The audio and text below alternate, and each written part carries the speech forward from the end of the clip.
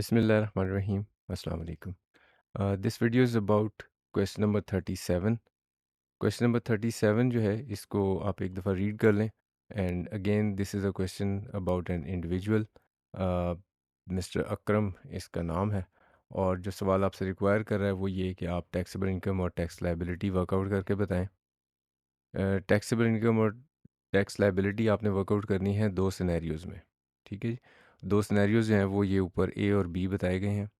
तो अभी हम इसकी डिटेल पढ़ते हैं कि इसमें क्या कुछ है. सो हमारी जो वर्किंग होगी वो इस फॉर्मेट के ऊपर होगी. हमारा स्टैंडर्ड फॉर्मेट है. और हम बेसिक इन्फॉर्मेशन इसमें फीड इन कर लेते हैं. Name, type of person, residential status और टैक्स ईयर. सैलरी की एक वर्किंग आप बना लेंगे सेपरेट पेज के ऊपर. और पहली जो इन्फॉर्मेशन है दैट इज़ अबाउट सैलरी. और टैक्स ईयर 2024 में उसकी टोटल सैलरी इन्होंने बताई हुई है 15 लाख रुपए.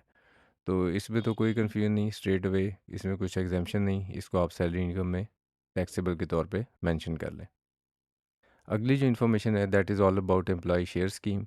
और इसमें बताया हुआ ये है कि पहले इसको ऑप्शन मिला, फिर इसने उस ऑप्शन को एक्सरसाइज किया और अब उसके पास शेयर्स आ गए.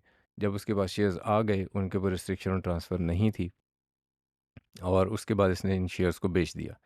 शेयर्स को बेचते वक्त दो सिनेरियोज़ हैं ए और बी. आपने उन दोनों सिनेरियोज़ को अलग-अलग वर्किंग बनाकर दिखाना है. So we will start with कि पहले सबसे क्या हुआ जी कि इसको ऑप्शन मिला.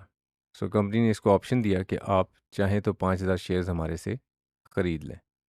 लेकिन इन 5,000 शेयर्स का ये जो ऑप्शन था इसके लिए इसको कुछ पैसे भी अदा करने पड़े. सो 1,000 रुपये इसने इसकी कॉस्ट है जो इसने बियर की है. और फिर इसको ये ऑप्शंस मिले हैं.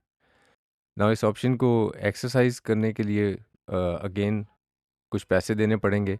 और वो बताया हुआ है सवाल में कि आपने 50 रुपये का एक शेयर ख़रीदना है. ठीक है जी. और कितने शेयर्स हैं वो ऊपर ये बताए हुए हैं कि 5,000 शेयर्स हैं.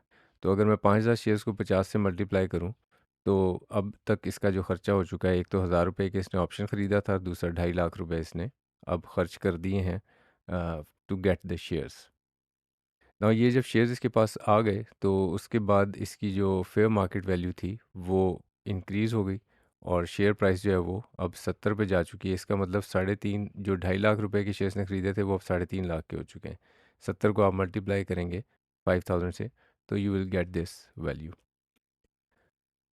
ओके जी. सो यहाँ तक तो हम कैलकुलेशन इजीली बना सकते हैं. टैक्स लॉ ये कहता है कि आप फेयर मार्केट वैल्यू जो कि 3.5 लाख है इसमें से माइनस कर दें consideration paid to acquire option and shares जो कि 1,000 और 2.5 लाख रुपए है.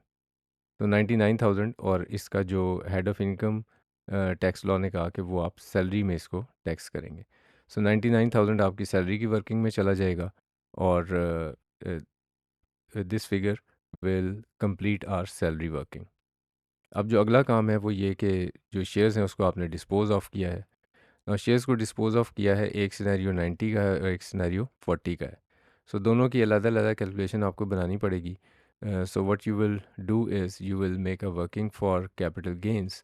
क्योंकि अब ये कैपिटल गेन्स में जाएगा जब आप शेयर्स को डिस्पोज़ ऑफ करेंगे. और कंसिडरेशन आप मेंशन करेंगे 4.5 लाख और 2 लाख. ये कैसे बना? 90 रुपए की प्राइस और 5,000 शेयर्स. तो ये कंसिडरेशन 4.5 लाख. और 40 रुपए की प्राइस और 5,000 शेयर्स. तो ये कंसिडरेशन 2 लाख. सो सिनेरियो बी में कंसिडरेशन 2 लाख और ए में 4.5 लाख. अब इसमें से माइनस क्या करना होता है उसके लिए अगेन टैक्स लॉ को देख लेते हैं. सो टैक्स लॉ ये कहता है जी कि आप जिस वक्त आप शेयर्स को डिस्पोज ऑफ करें तो उनकी डिस्पोजल वैल्यू में से दो चीज़ें माइनस करें. पहली चीज़ क्या? Consideration paid to acquire option and shares. So ये अभी हम वर्कआउट करके हटे हैं कि ऑप्शन आपने 1,000 रुपये का लिया था और शेयर्स 2.5 लाख रुपए के लिए थे. तो इसका मतलब क्या हुआ कि आपने इस इन दोनों सिचुएशंस में ये जो वैल्यू होगी सेकंड वैल्यू ये तो सेम होगी 2.5 लाख रुपए और 1,000 रुपये. ये आप माइनस करेंगे. और जो दूसरी वैल्यू माइनस करने का कहा है टैक्स लॉ ने वो amount previously included in taxable income. So previously included in taxable income जो कि सैलरी में गई थी 99,000 वो भी हमने यहाँ पे माइनस करनी है. सो दोनों सिचुएशंस में अगेन वो अमाउंट तो सेम ही रहेगी 99,000. सो आप सिर्फ कंसिडरेशन फ़र्क है, बाकी सारी वैल्यूज़ सेम है. सो जब आप इसको टोटल करेंगे तो आपको पता चलेगा कि सिनेरियो ए में कैपिटल गेंस बन रहे हैं और सिनेरियो बी में कैपिटल लॉस बन रहा है.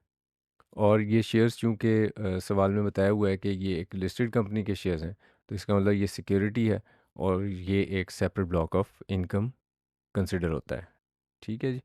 सो हमारी जो कैपिटल गेंस की वर्किंग है वो भी कंप्लीट है और सैलरी की वर्किंग भी कंप्लीट है। इसको अब हम अपनी मेन वर्किंग में ले जाते हैं, लेकिन अब हम दो सिनेरियोज़ क्रिएट करके लिखेंगे।